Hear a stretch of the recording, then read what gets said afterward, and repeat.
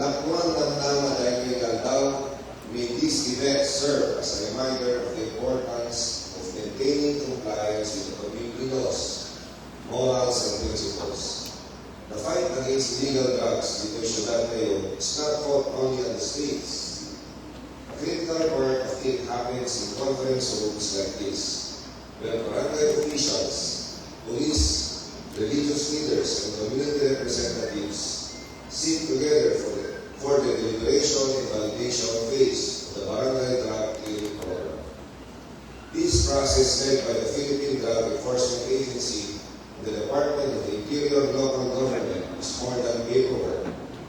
They are where policy meets community reality, and their impacts ripple across public safety, governance, and social trust.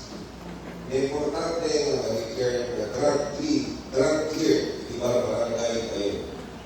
Mag-declare tayo ko'y inalawlawang ang mensahe na ikomunidad kayo is safer for families, children, and businesses, restoring community safety and public confidence. This process also forces local officials to take responsibility to strengthen local governance and accountability. Kaya kinaunahan ng Bagay Gateway na inisyatibo is to encourage rehabilitation over punishment.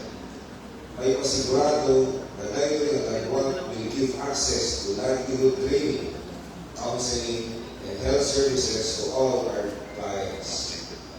This shifts the focus from arrest only approaches to recovery and rehabilitation. Kamuti commitment ni aming na may manipat pati itigagay na ready na programa mangnamnam kayo ni aming na suporta at gobyerno ng syudad. I give my utmost respect to all the people behind this program.